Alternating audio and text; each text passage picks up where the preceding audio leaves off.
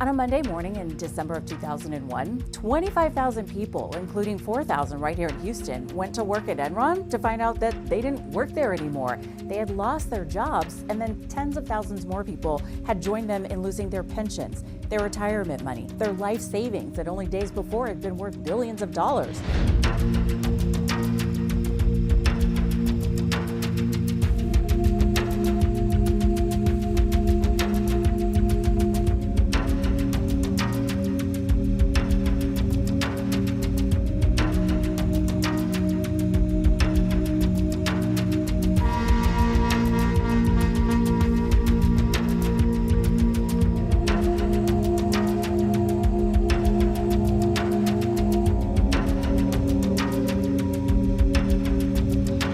Only the Friday before, they had gone to bed with the peace of mind that comes with knowing that they were financially secure.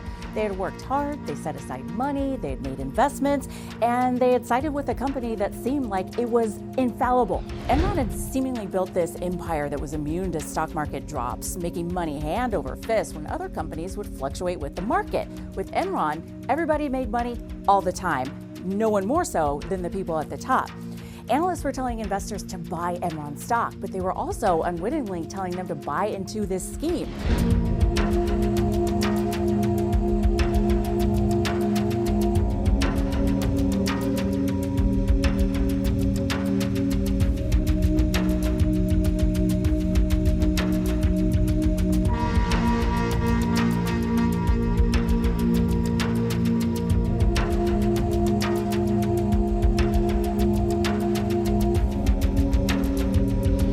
Fortune magazine had billed Enron America's most innovative company 6 years in a row, not knowing that the innovation was hiding debt, falsifying records, and basically playing three-card Monte with people's money and innovating just flat out lies.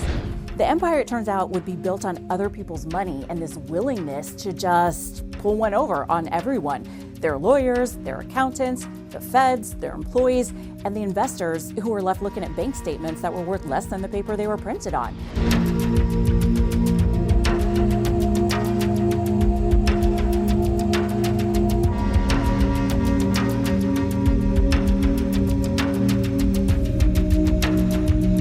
So the question is, how could this energetic company, this trading company, just collapse in a matter of days, making Houston the epicenter of its damage?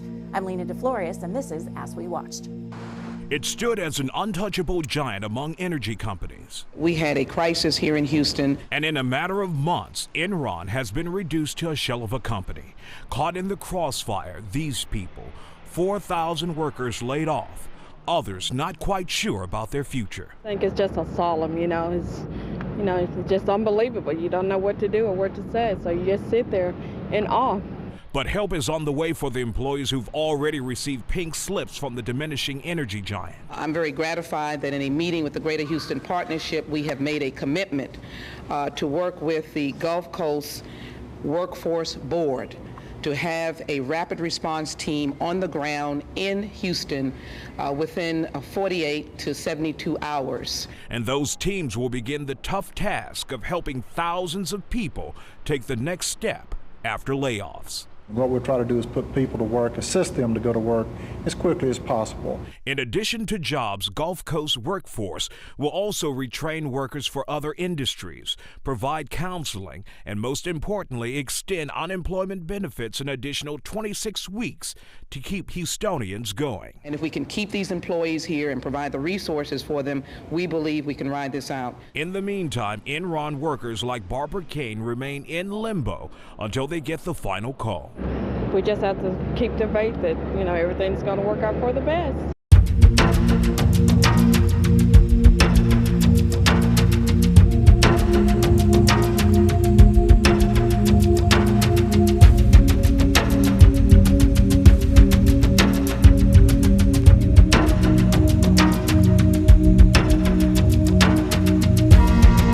Enron will have a Dynegy counter lawsuit to deal with as they try to keep what's left of their viable business afloat. It's not that the firm can't operate. It's that they've gotten themselves into a situation where there's simply too much debt.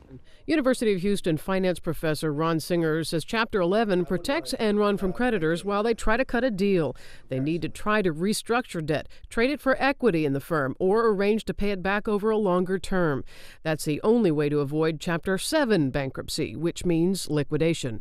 A lot of things have to fall in place, but I think it has a good chance to do it. Everything depends on how negotiations go between the creditors and the firm. There's an incentive for everybody to try to work this out. Bankruptcy's not unheard of for major firms. Texaco and Continental survived it. But Enron's questionable business dealings that have led to a Securities and Exchange Commission investigation put Enron at a major disadvantage.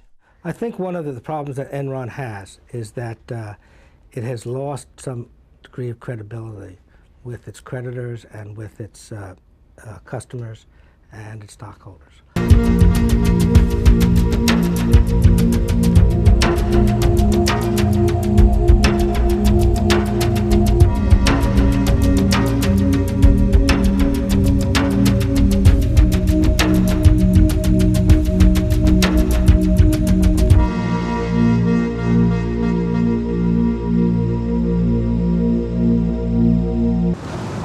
Mass exodus of employees spill onto the grounds at Enron's Energy Center. We're just told to leave. Enron workers hit rock bottom. Their company's free fall finally comes to an end. They're told to wait out the legal rulings at home. Some people were already asked to stay, and I guess I was not one of them.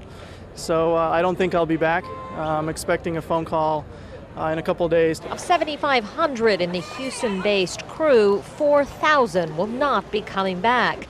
A harsh reality sets in for Inga Latson. Being a single parent is very hard. Christmas is coming up.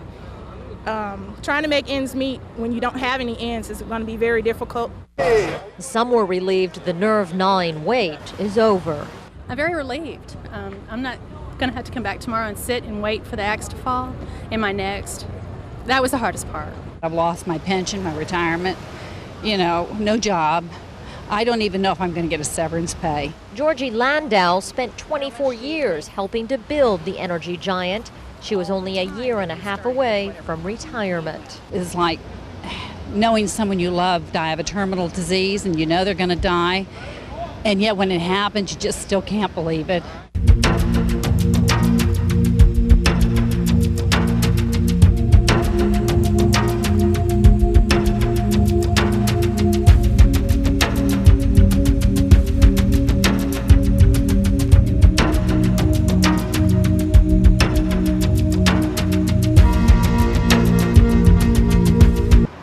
When the mighty energy giant began to fall, I've lost my pension, my retirement, no job. Enron employees claimed in court records they were not allowed to change investments in their 401k plans. Workers say they were forced to keep the company's worthless stock despite the free fall. And now those workers have filed suit to recoup their money. We are determined to recover as much of their damages as is possible, hopefully in the billions of dollars. But lawsuits aren't the only problems Enron faces. The Department of Labor is now investigating how 401k plans were handled by the company. This comes after pressure from Congress members. You will see the elected political leaders responding to their voters. There will be investigations. Congress will stick their nose in this. Fox political consultant Fred Hoffine says Congress members want to know if there is wrongdoing.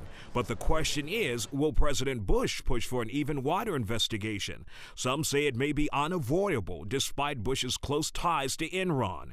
Records show Enron has been one of the president's biggest supporters. As a gubernatorial candidate, he received more than $100,000 from Enron.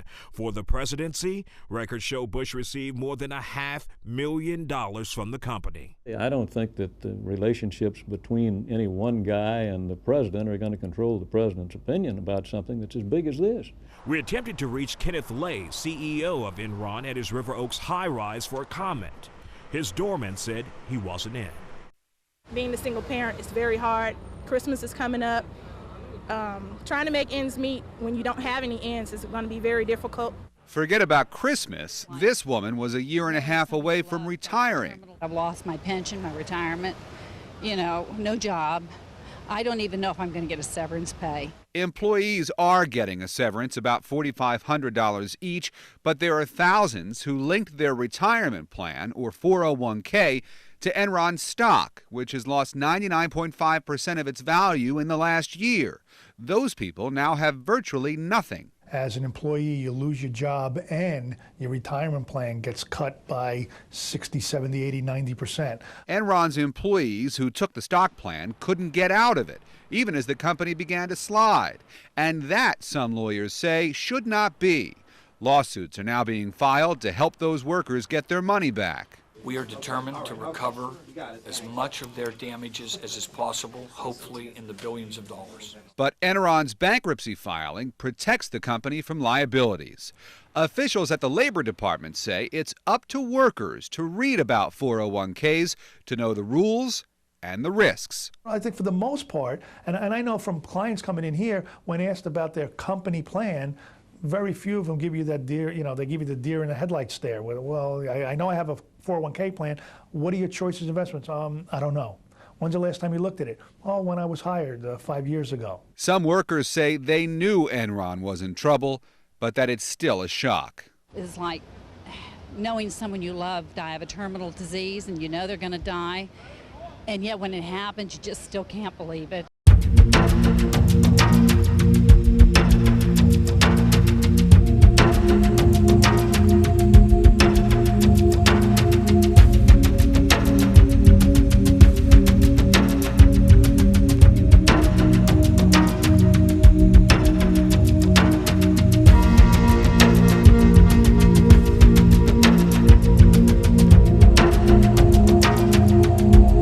Enron employees, still in a state of shock, show up with high hopes and resumes in hand at this information meeting downtown Houston. Right now, the former Enron employees can really be helped by finding out information on how to file their unemployment insurance claims. Also, some information about some upcoming job fairs. Not exactly what any of these former Enron workers expected this holiday season. Now it's real scary, very scary. Now we're just kind of stuck out in, this depressing economy and, have to resort to this to come and, look for a job. And, the job market is already tight in Houston, and so the market is just oversaturated now. But there could be light at the end of the tunnel for these hard-working individuals. Things may not be as bad as it seems right now. We have a lot of employers that are wanting to help, a lot of social service agencies that Enron has supported for a number of years are wanting to get into the game too. With the support of the Gulf Coast Workforce, the Greater Houston Partnership, and the Office of Representative Sheila Jackson Lee, who helped pull together today's informational meeting, employees have a better chance at finding work in the Bayou City, a joint effort that's not unusual in Houston. Houston is a very giving city, and we've had a lot of calls, as has Enron, a lot of calls from a lot of employers around town, and they want to help, and they want to also kind of get in on the ground floor for some of these former employees that have a lot of good skills, a lot of experience, and are very dedicated workers. What'd you like? Meatball sandwich and a drink. It's a busy midday crowd at the New York Pizzeria downtown. The restaurant on the corner of Smith and Polk is right across the street from Enron. Arturo Mercado says over the years their customers have grown into amigos. Besides the business, it's emotional too. I had a lot of friends, and they came yesterday to say goodbye, and giving a hug and a handshake, and it was really bad. For delivery man. Business here will be drastically affected by the layoffs at Enron. All the business we're losing out. The dining business, the catering business, the delivery business is about, I guess, between 80 and 90% of our business. Thank you very much. On the next corner of Smith and Clay, Enron's woes are also felt here at the downtown cafe Hunan Cuisine. Paul Chan runs the restaurant. I would say between 40 to 50% our customer came from Enron. So now this way we have lost part of our business just because of this. And hopefully by near future soon, hope they will back on track. At the park at Midtown, about 50 Enron employees live in the new development here. A total of 110 employees reside at 3 Camden properties inside the Loop. Chair and CEO Rick Campos. And we're being proactive by helping them restructure their leases, with our company to get them through the holiday times and into their next job. Campos says most businesses doing business with Enron employees should remember their track record and help some of the best and brightest get through a difficult time. Affected businesses are bracing for an economic ripple, hoping it won't turn into a tidal wave. Welcome to 1400smith.com, a website created by 3 former Enron employees to keep in touch with people who mean more to them than just sharing a common job. And we were friends, we were family, we were business partners, and those just don't go away when the company goes away. I hope they realize, number one, that they're Enron people who care about them, and that's the reason, that was the origin for the website. Number two, that they have a way of finding each other as people start to leave Houston, which undoubtedly many will do. These 2 ladies have a good start at making that dream come alive. About 5,000 Enron workers have signed up on the list at 1400smith.com after this trio handed out a couple thousand fun flyers to get the ball rolling.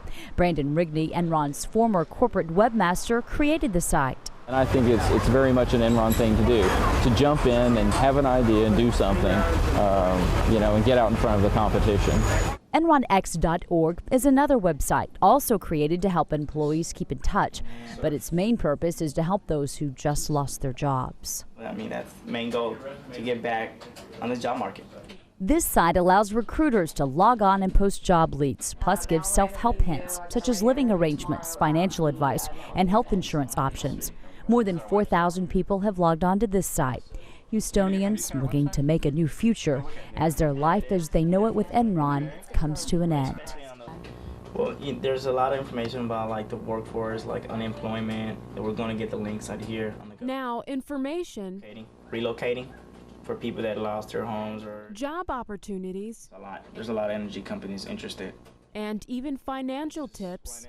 Basically, the 401k right now is kind of the main thing everybody's asking about. Are all just a click away for laid-off Enron employees. I wanted to do something back. I wanted to give something back, or just facilitate maybe links to jobs or post jobs on the website. Scroll back up. So this laid-off Enron database analyst, Jose Lazo, and his friends launched this webpage. And in less than 1 day, you wouldn't believe how many have already been surfing the site. There's been at least 4,000 people already since yesterday. The website address is www.enronx.org, all in lowercase letters. If you log on, here's what you can expect. At least job postings, they're out there available in Houston. There are people that are willing to, that want to hire Enron employees. You can also find out about health insurance, job fairs, and just about anybody or company who's willing to help out the laid-off Enron employees. So far, there are a few hundred job postings here, and Lazo says recruiters are logging on left and right. It makes me feel good. The task we're still working on it, so until it's done, until everybody gets a job, that's the main goal, to get back on the job market. By the end of 2001, investors had lost more than $3 billion in retirement funds. That same year, the top Enron executives, they cashed out more than $116 million in stock options before finally declaring bankruptcy. At the end of the scandal, 21 Enron executives either were convicted or pled guilty to financial crimes. The founder and chairman, Ken Lay, died of a heart attack 6 weeks after he was convicted, and because he hadn't been sentenced yet, that conviction was tossed out. CFO Andrew Fastow served 5 years after being indicted for 78 counts of fraud, money laundering, and conspiracy to defraud. And now he's a public speaker on the topic of business ethics.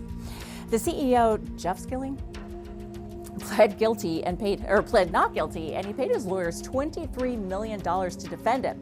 He still ended up going to prison, serving 10 years for insider trading and conspiracy to defraud investors. But he's now back in the energy game, right back here in Houston. 3 years after his release from prison, he set up a digital marketplace to sell oil and gas production packages to investors. I'm Lina de Florias, and this is As We Watched.